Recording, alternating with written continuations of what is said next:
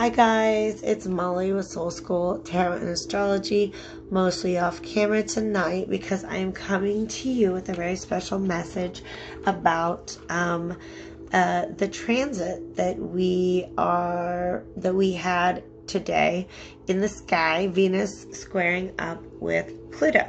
And I just was in a position where I kind of was meditating on this a lot today. And I had some really significant downloads, I guess you could say. Just messages that I feel will resonate with a lot of people out there. So if this resonates with you or think it might resonate with somebody that you know, please definitely share it, like, comment, let me know. Let me know if I can provide a personal reading for you. I'm actually refining my rates right now because I want to make readings more accessible. So I do have it's called a quick read for $10. So we can do a very short reading for $10. We can do lots of stuff, okay?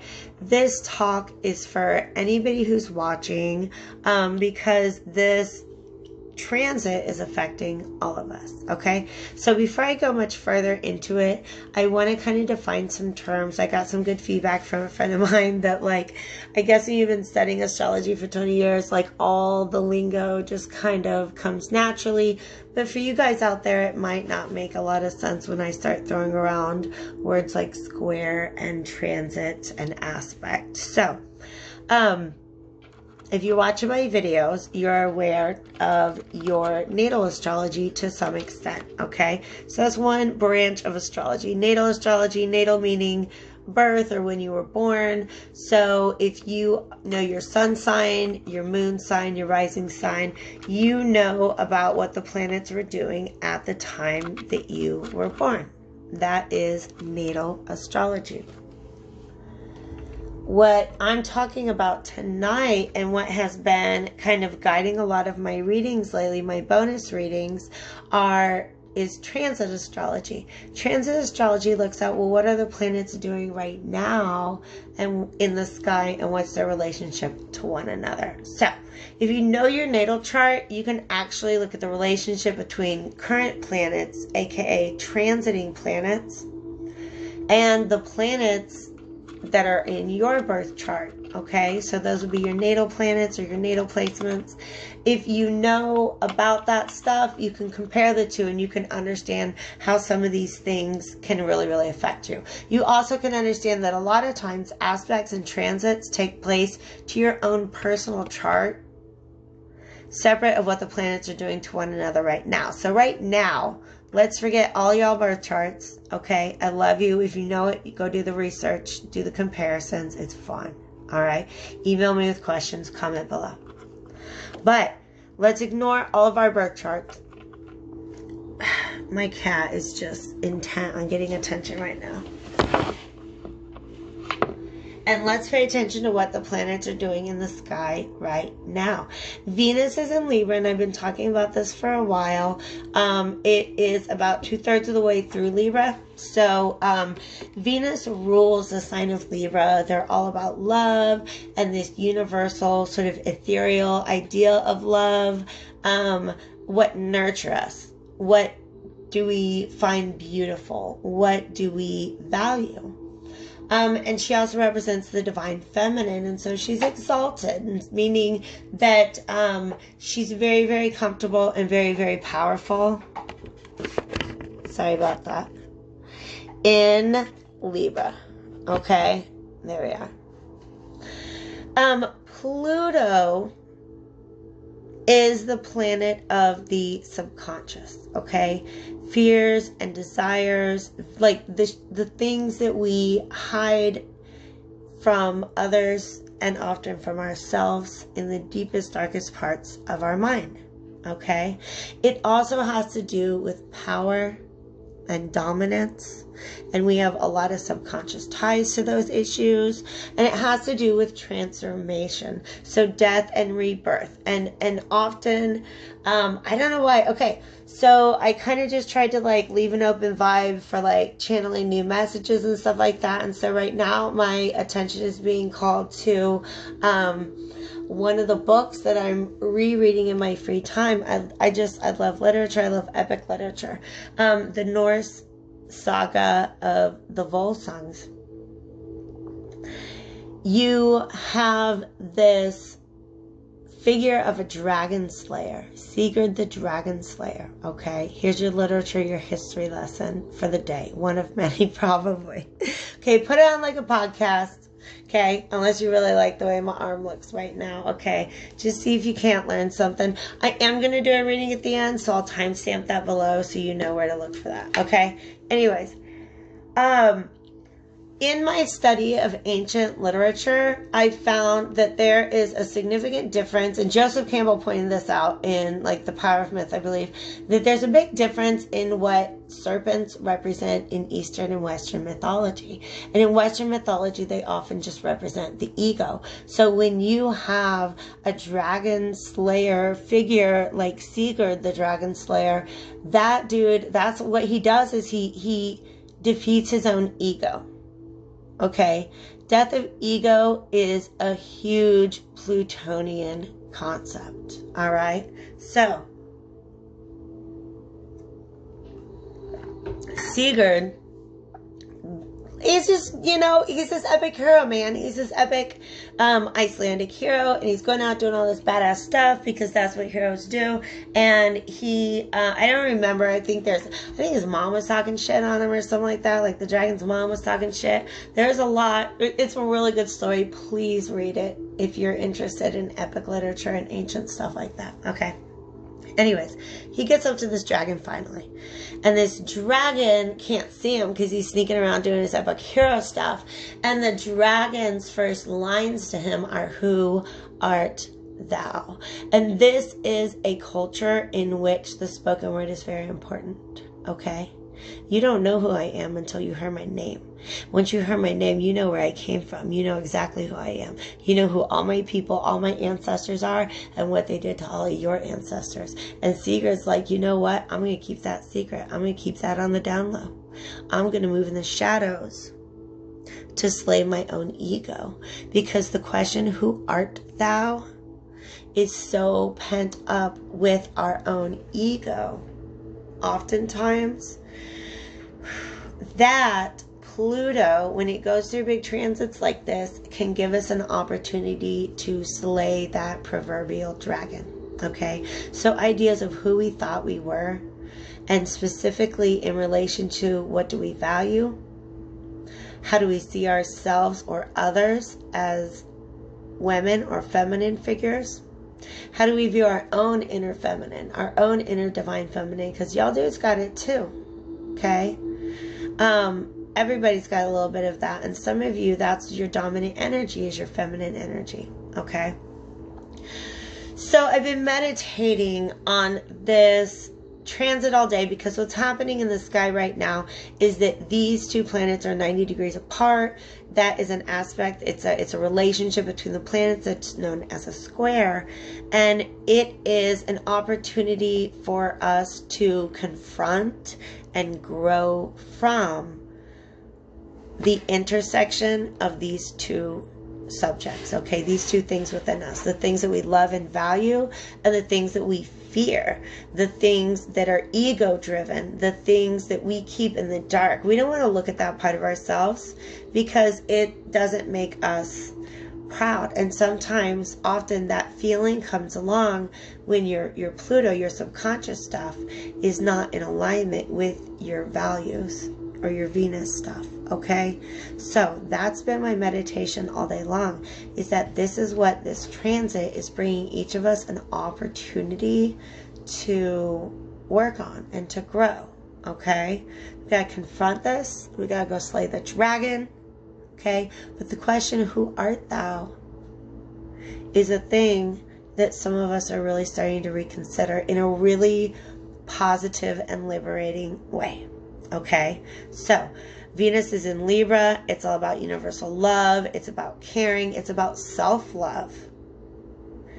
And Pluto is in Capricorn, okay, because there's a relationship between each of the zodiac signs to one another. Libra and Capricorn They don't get along with each other. Libra is so diplomatic. Libra does not like confrontation. Capricorn's ruled by Saturn. That's going to make us confront some things. Okay? It's about hard lessons and karma.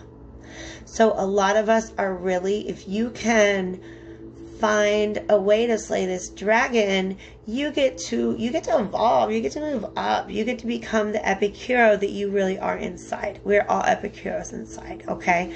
But the way that I've seen this manifesting here on the earthly plane, personally and in relationships, is what I really want to talk to people about today. All right? So, I gotta pause real quick. I'm gonna have to pause a couple times because the cat is kind of going a little nutso today.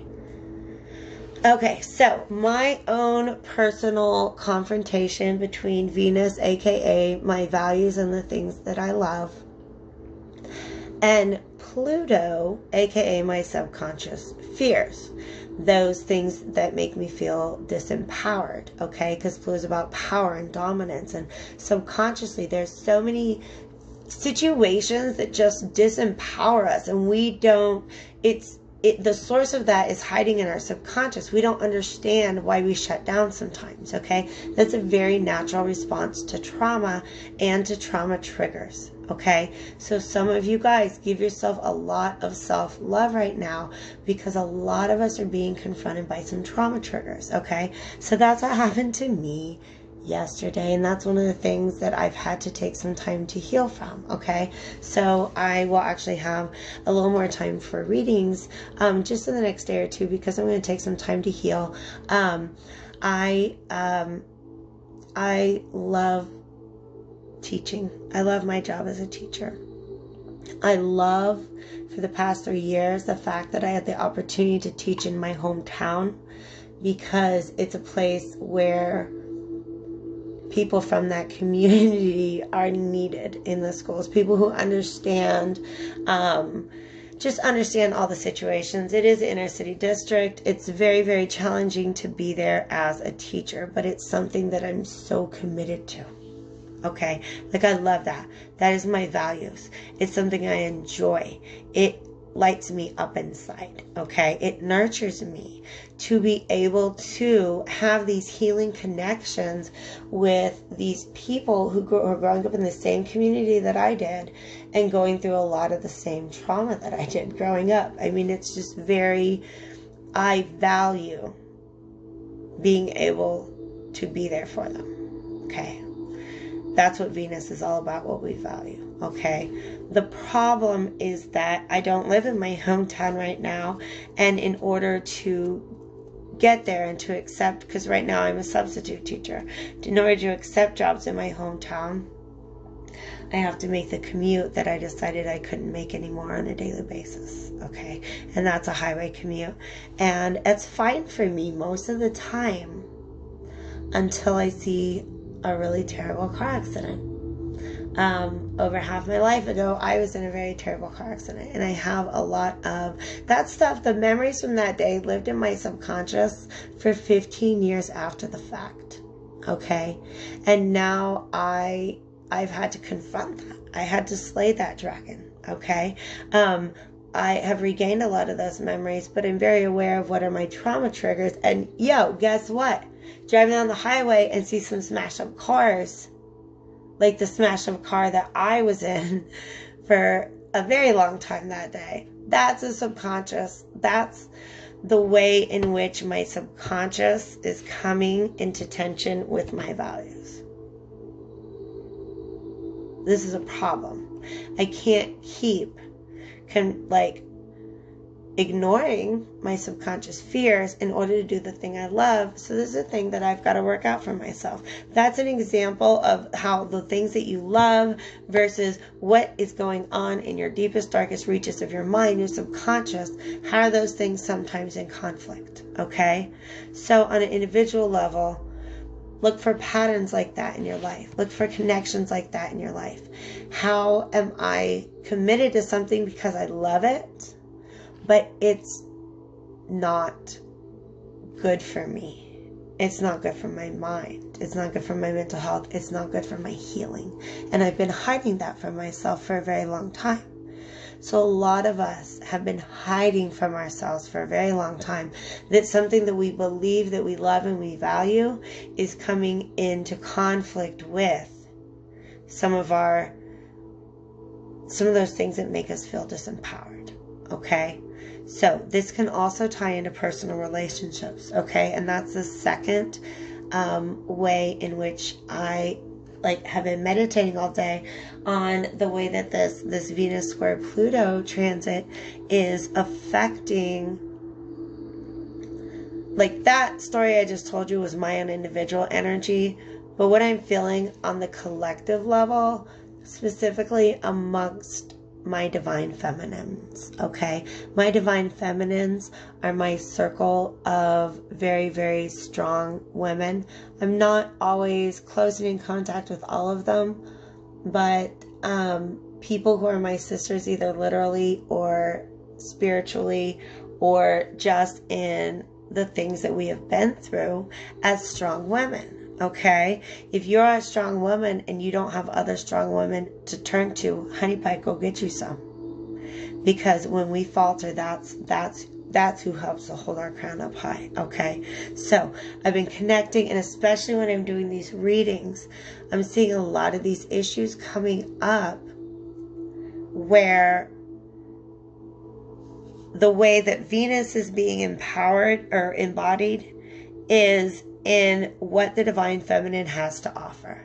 Okay, this is some Queen of Cups energy right here. The fact that as the divine feminine, as a feminine or energy, we have, all of us, male dudes too, you have in you a feminine energy that's capable of nurturing others and helping them grow.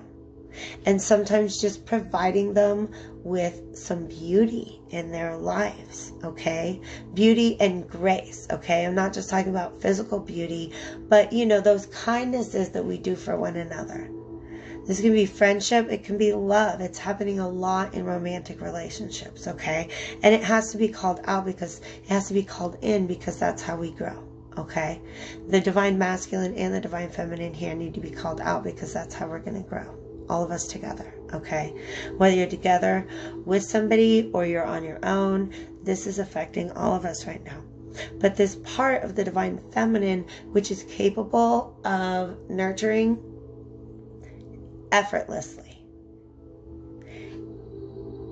it's just something that, especially for American women, has subconsciously, Pluto, been ingrained in us. That if somebody around us is going through something, it is our job to carry our cup to them, to nurture them, to heal them.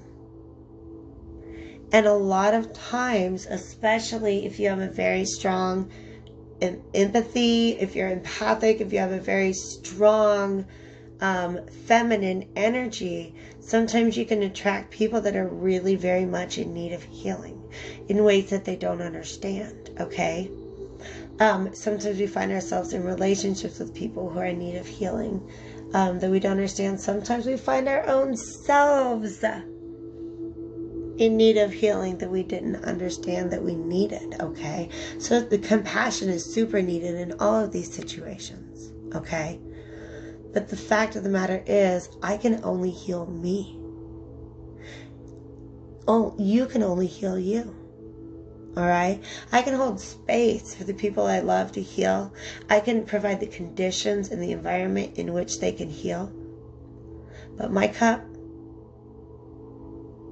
I can heal me with it and no one else. Okay? And the problem is, we have subconsciously been conditioned to always want to heal others, to the point that we hide it from ourselves how much we are in need of healing. I need healing, y'all. Everybody coming up to me with their cups, pour into my cup, pour into my cup, pour into my cup. And I do that to the best of my ability. That's what I do readings for, and these videos and everything. I want to help y'all learn how to fill your own cups. Because sometimes I got to take mine over into the corner for myself. Okay? Sometimes if we don't take that time to be there for ourselves, we are not in a position where we can heal anybody else. All right? So that's what a lot of the divine feminine in us is going through. Okay? That's that Venus stuff. And it's a lot of subconscious stuff going on. But I think what's happening amongst the divine masculine, or, the assertive male energy in all of us, is not realizing how much you're taking from the divine feminine when you go to her repeatedly for healing.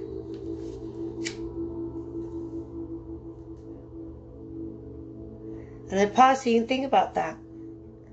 A lot of you don't realize, and a lot of you women and feminines don't realize how much you're pouring out to others that you could be using to heal yourself.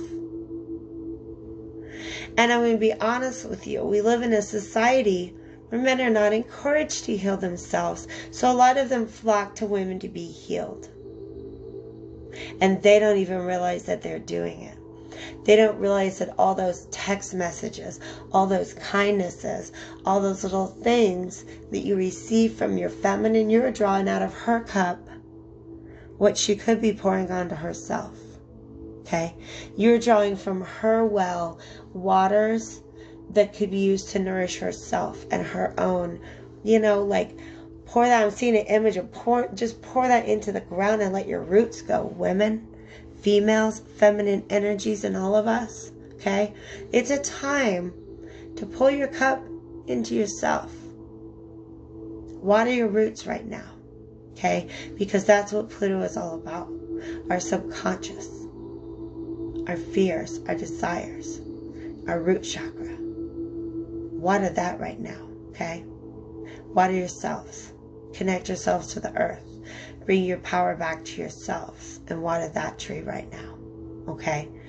Because a lot of these men and masculine energies that come to women for healing, we're just preventing them from doing their own damn healing and figuring out how to do it for themselves and come into their own strength, okay? We can teach men a lot, and masculines. It's not just about what you got in your pants, okay? Or don't have in your pants, or how you dress, or how you present. Who are you? What is the energy that you're carrying, okay? Are you one of those healers and nurturers? Are you one of those people who can maybe call yourself out on how much healing and nurturing you're gleaning from other people, from the feminines in your life? And if you're finding a way to give back to that, then more power to you. That's a reciprocal relationship. That's how the feminine and the masculine can heal one another. But if you just keep going to that well because you don't know how to put the water in your own, you don't know how to fill up your own, you can't take the time for your own healing. That's something you need to talk to yourself about. Okay? Because the feminine is coming into the realization of how much it costs, energy-wise, to contribute to other people's healings. And that doesn't mean we need to cut it off. It just means that that's not an unlimited resource. It's renewable, but it takes time to heal ourselves, especially if you're a healer. Oh gosh, think of all the healing you've done in the past moon cycle even. If you're a reader and astrologer, if you do Reiki massage, so many of us are healers in ways that we don't realize how much unhealed energy we come into contact with, okay? So we've got to take time to heal ourselves, all right? And when we do that and we model that for those who are not in the habit of healing themselves, that is the best way for us to teach them. Show them what it looks like to heal yourself, okay? All right? Because it's something that's so subconsciously ingrained into our society right now, and it's affecting a lot of the people that I know. And a lot of the women that I know are thinking that it's time for them to bring back their energy and their power to healing themselves. And I think at the same time, a lot of men are starting to tap into their own intuition and their own moon space, as I like to call it, and understanding the divine feminine in them and the power that they have to heal themselves. Okay? So I think that's really important, because I also,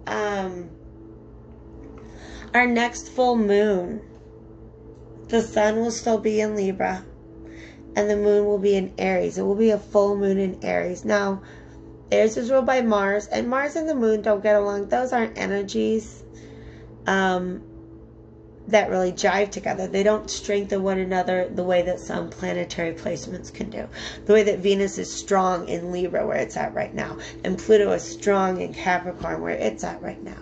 Okay? The moon in Aries, that's not a very strong placement, okay? But it is something that we can take advantage of, because the moon represents that mother energy. And Aries represents that warrior, that divine, that self-oriented energy, that divine warrior in all of us, who's going after a little bit of glory and fame. Okay? Somebody who wants to be proud of themselves, who wants to assert their energy into the world. So, if you are a masculine energy, a predominantly masculine energy, I have a very strong feeling that October 13th, that Aries new moon, is going to help to awaken your intuition. And I think that's going to be really beneficial for a lot of you guys. You're going to be able to see how you can use that to heal yourselves as men. There are very few models out there in society for men healing themselves. So turn to one another and show each other what that's like. I see that happening sometimes. I think it's freaking beautiful. It's so beautiful when we teach each other how we heal ourselves. All right? And for a lot of you women, that Aries full moon is going to help you bring your moon power back to yourself and help you assert yourself in the world. Be the warrior goddess that you are. Okay? So, I thought I might end with a reading. And to tell you the truth, I'm going to go ahead and pause, because this is... I'll probably end the video, actually. I might do a reading. We'll see. I'm going to meditate on this a little bit more, because this has been very powerful for me to be able to deliver this message to you guys. It is something that I've been meditating on all day, and had a conversation with some friends that just really kind of helped me to articulate what I was trying to say. So, for all of you divine feminine out there, this is an opportunity for you to bring your power back to yourself. Heal yourself first. Because if you don't do that, you're not capable of healing others. I remember, y'all, I was 18 and pregnant. I had no idea what I was doing. I bought a bunch of books. And one of the most powerful things that I read in one of those books was about self-care as a parent.